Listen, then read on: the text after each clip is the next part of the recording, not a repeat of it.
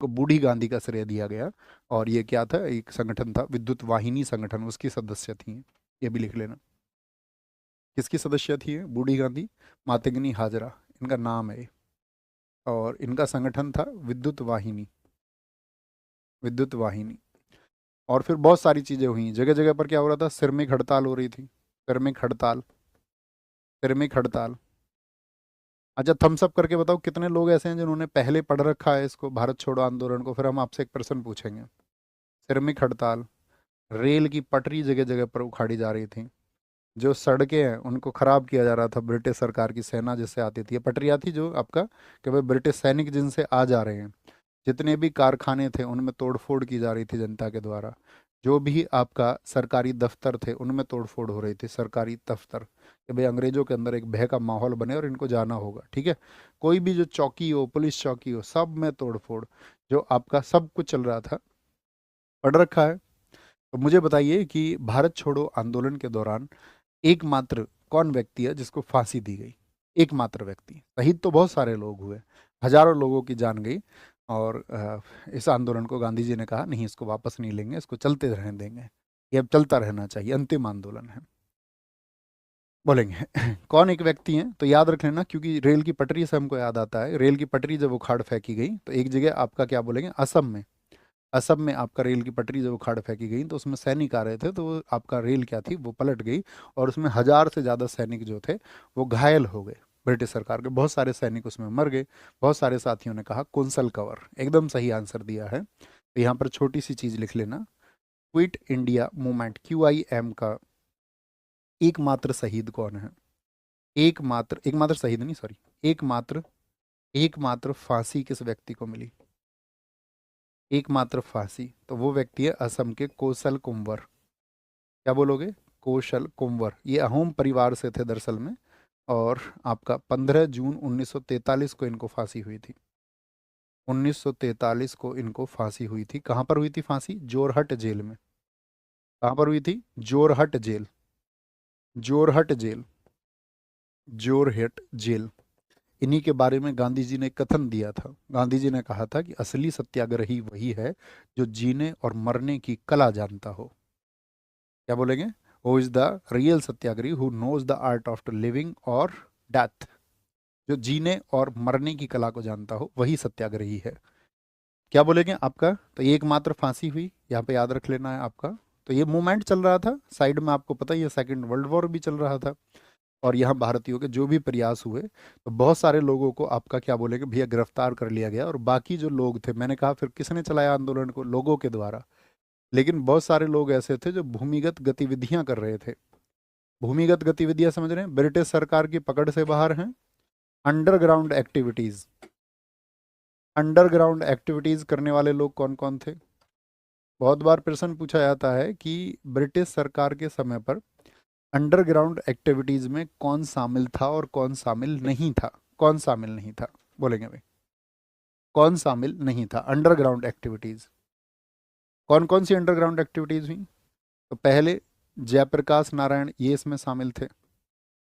कौन कौन व्यक्ति शामिल थे पहले ये लिखिए। जयप्रकाश नारायण किस जेल से गए थे ये बताइए? तो आप लिखेंगे जयप्रकाश नारायण, ये आपका, ये थे आपका हजारीबाग जेल में, हजारीबाग जेल, दिवाली के अवसर पर फरार हो गए।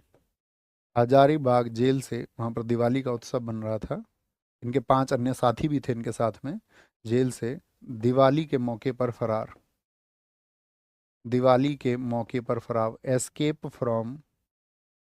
Escape from Hazaribagh jail during Diwali festival, Jayaprakash Narayan. दूसरे व्यक्ति राम मनोहर लोहिया, इस देश में जिन्होंने समाजवाद की व्यवस्था को आगे बढ़ाया। इन्हीं के आदर्शों पर फिर आपका क्या बोलेंगे, देश में बहुत सारी सरकारों ने समाजवाद पर बात करनी शुरू की। बीजू पटनायक, बीजू पटनायक, जिन्होंने साथी उड़ीसा में फिर आपका कार्यभार संभाला था। अरुणा आसफ अली, अरुणा आसफ अली ये भी अंडरग्राउंड हो गई थी, अरुणा आसफ अली। और मैंने आपको बताया था JB कृपलानी की वाइफ थी सुचेता कृपलानी।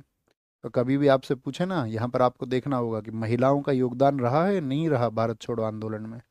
तो महिलाओं ने यहाँ ये करके दिखाया कि हम पुरुषों की तरह ही किसी मोमेंट को चला सकती हैं। ऊषा मेहता थी, ऊषा मेहता। यूसुफ मेहर अली, यूसुफ मेहर अली, यूसुफ मेहर अली। ठीक है, तो ये वो सारे लोग हैं जो ब्रिटिश सरकार के हाथ नहीं आए, हालांकि कुछ लोगों को बाद में पकड़ा गया, लेकिन इन सब ने अंडरग्राउंड एक्टिविटी चलाई। अब जो अंडरग्राउंड एक्टिविटीज थी उसमें एक था आपका भूमिगत रेडियो। क्या था आपका? भूमिगत रेडियो। इसको लिखना है साइड में, भूमिगत रेडियो, अंडरग्राउंड रेडियो। रेडियो तो देखा होगा सभी लोगों ने, भूमिगत रेडियो, अंडरग्राउंड रेडियो। तो इन्होंने क्या किया आपका भूमिगत रेडियो के लिए, जो सबसे पहले शुरू किया था इसको, सबसे पहले शुरू किया गया था इसको आपका 14 अगस्त 1942 को। 5 दिन बाद ही 14 अगस्त 1942 को इसने ऊषा मेहता ने, ऊषा मेहता कहाँ से शुरू किया था इन्होंने? पहले तो बम्बई में और फिर नासिक में, बम्बई और देन नासिक, बम्बई और नासिक में। ठीक है, कितने महीने चला था ये? याद रख लेना, 3 महीने चला। और फिर ऊषा मेहता को गिरफ्तार कर लिया गया। 3 महीने चला था ये। और ये जो भूमिगत रेडियो था, अंडरग्राउंड रेडियो लिख लेना, इस पे जो प्रोग्राम होता था, जो इस पे प्रोग्राम आता था जनता तक मैसेज भेजने के लिए, उसको बोलते थे आपका voice, voice for freedom, voice for freedom, voice for freedom. Radio जानते होंगे सभी लोग बखूबी। तो ऐसा ही इन्होंने एक रेडियो स्थापित किया, जिसका क्या बोलेंगे आपका संचालन होता था और लोगों तक आपका सूचनाएं भेजी जाती थी। और इसके लिए याद रख लेना अन्य लोग कौन कौन थे। ठीक है, इस समय अन्य लोग जो शामिल थे। अच्छा, एक क्वेश्चन और पूछा जाता है, कुल कितने रेडियो चले थे? तो याद रखना भूमिगत रेडियो कुल 3 चले थे। ठीक है, एक उषा मेहता ने चलाया था, एक आपका झावेरी थे उन्होंने चलाया था, और एक चलाया था राम मनोहर लोहिया ने, राम मनोहर लोहिया ने। अन्य लोग कौन कौन थे? अन्य लोग थे आपका इसमें राम मनोहर लोहिया, राम मनोहर लोहिया, ये दूसरा एक रेडियो चलाते थे, लोगों को यहाँ से सूचनाएं जाती थी। नरीमन प्रिंटर, नरीमन प्रिंटर, ये वो व्यक्ति हैं जिन्होंने इस रेडियो को स्थापित करने की कला सीखी थी कि रेडियो चलेगा कैसे। ये मुख्य व्यक्ति थे। ठीक है, ये ब्रिटेन से सीख के आए थे इस कला को। एक विट्ठल दास खाकर थे, विट्ठल दास खाकर, विट्ठल दास खाकर थे। और एक चंद्रकांत झावेरी, तीसरा रेडियो ये चलाते थे, चंद्रकांत झावेरी, चंद्रकांत झावेरी। फिर धीरे धीरे इन सारे लोगों को भी गिरफ्तार किया गया। और यहाँ पर पूछा जाता, राम मनोहर लोहिया जी को मैंने एक दिन बताया था, कितने दिन नहीं सोने दिया था बताओ ब्रिटिश गवर्नमेंट ने? उनको नेपाल भेज दिया गया था जेल में। सर, नेताजी सुभाष चंद्र बोस की डेथ मिस्ट्री के बारे में कुछ बताइए ना बच्चे। बताएंगे, कल बताएंगे जब सुभाष चंद्र बोस जी को बताएंगे। ठीक है, दरअसल में मैं तुम्हें एक बात बताऊं, जो मिस्ट्री होती है ना, मिस्ट्री, मिस्ट्री उसका नाम अगर आप बोल रहे हैं, 1945 ताई को हवाई अड्डे पर अंतिम बार उनकी रिपोर्ट थी सुभाष चंद्र बोस की। तो अगर आप आज, कितने साल हो गए, 55 और 80 साल बाद, 80 साल बाद भी आप किसी घटना को मिस्ट्री कह रहे हैं, मिस्ट्री, तो इसका मतलब क्या है कि वो सच में मिस्ट्री है। उस पर लोग वीडियोस बना करके व्यू बटोर सकते हैं बहुत सारे, और बहुत सारे आप लोगों को गुमराह करने के फैक्ट रख सकते हैं जिनकी कोई ज़मीनी हकीकत नहीं है। गुमनामी बाबा के नाम से बहुत सारी बातें की जा सकती हैं। तो उससे क्या, लोगों का एंगेजमेंट है, लोगों के पास समय है। सही घटनाक्रम उनको पता नहीं है, लेकिन सही मायने में यही हुआ था। आशंकाएं कुछ भी लगाई जा सकती हैं, ठीक है ना, और सोचा कुछ भी जा सकता है ना, कि जैसे बहुत सारे लोग कहते हैं हिटलर भी नहीं मरा था, सीआईए के एजेंट्स ने तो ये तक कह दिया था, एक सीआईए का, सीआईए समझते हो ना, सेंट्रल इंटेलिजेंस एजेंसी, यूएसए की। सीआईए के तो एक एजेंट ने कह दिया था कि मेरी हिटलर से मुलाकात हुई थी 1960 में, हिटलर जिंदा था। एफबीआई के, फेडरल ब्यूरो ऑफ इन्वेस्टिगेशन के एक व्यक्ति ने अपने उसमें लिख दिया था लेखन में कि भाई आपका सुभाष चंद्र बोस से मेरी मुलाकात हुई है। तो मतलब विश्वसनीय नहीं मान सकते ना आप उस एक चीज को कि भाई किसी ने कुछ पॉइंट दे दिया या किसी ने कुछ बोल दिया, मान के चलो आप कहने लगे किसी एक व्यक्ति को किसी एक समय पर जाकर के मेरी मुलाकात हुई थी, तो आप समझ सकते हैं इस बात को कि उस बात की कोई विश्वसनीयता नहीं है, विश्वसनीयता नहीं है, समझ रहे हैं? क्योंकि अगर आपको, अगर वो मिस्ट्री नहीं होता तो आपके सामने हकीकत होती ना सबके, तो वो पेश ही कर दी जाती कि भाई हकीकत क्या है। होता कि नहीं होता? तो इतने अवेयर आप भी बने। तो यहाँ पर लिखियो QIM, क्विट इंडिया मूवमेंट के दौरान, क्योंकि सरकार तो उखाड़ फेंकने के प्लान में थे ही हम। समानांतर सरकार, समानांतर सरकारें, 3 सरकारें गठित हुई इसमें। एक तलचर में भी हुई थी नाम मात्र की, लेकिन 3 ही मुख्य रूप से हम पढ़ते हैं। Parallel governments during parallel governments during during quit India movement, quit India movement, ठीक है।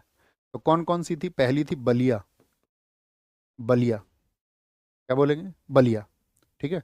बलिया कहाँ पर? आपका उत्तर प्रदेश में, और लाइन छोड़ के लिखना। दूसरी सरकार थी आपका सतारा में, सतारा में, महाराष्ट्र में, जो साथी सबसे लंबे समय तक चली थी, सबसे कम समय तक बलिया की चली थी। और तीसरी सरकार थी आपका तमलुक में, जिसको तमलुक भी बोलते, तामलुक।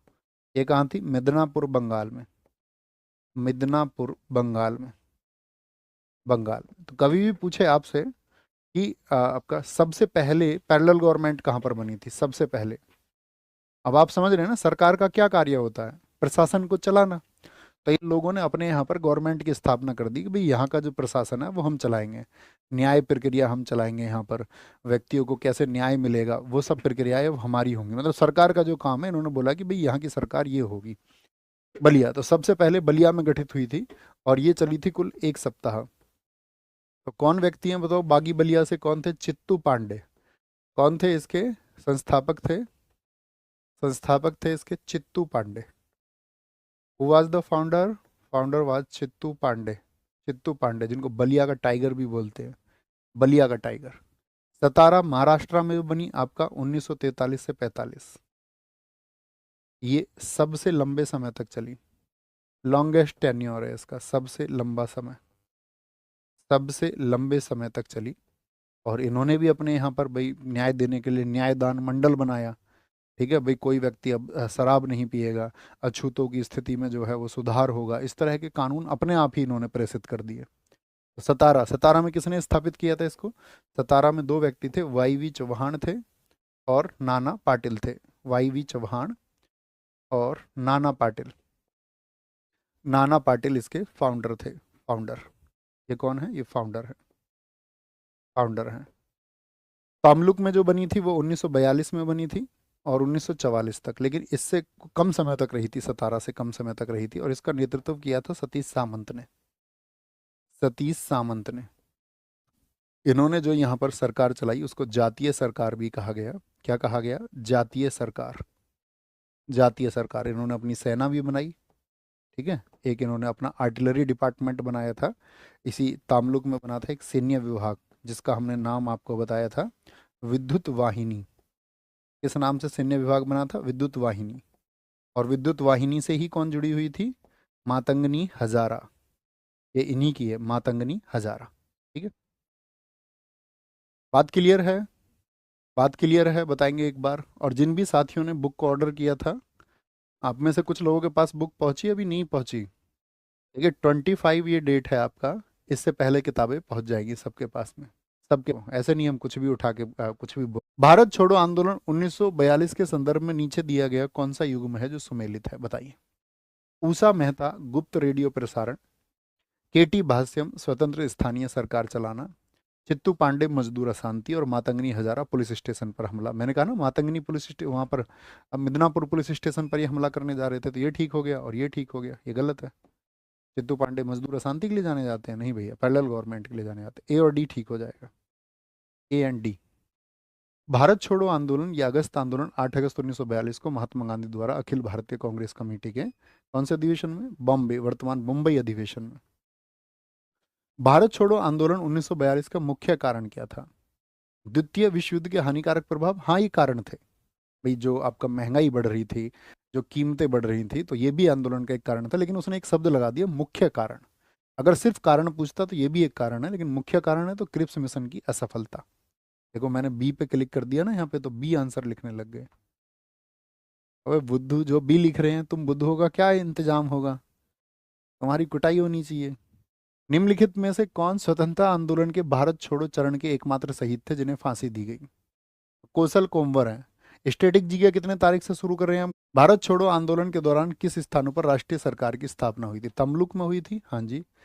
सतारा में, बलियाम, बलियाम सबसे पहले हुई थी। तो क्या बोल देंगे? 1 2 4, 1 2 का 4, 4 2 का 1। भारत छोड़ो प्रस्ताव किस नेता द्वारा पेश किया गया था? किसने पेश किया था उसको? ये आपके लिए होमवर्क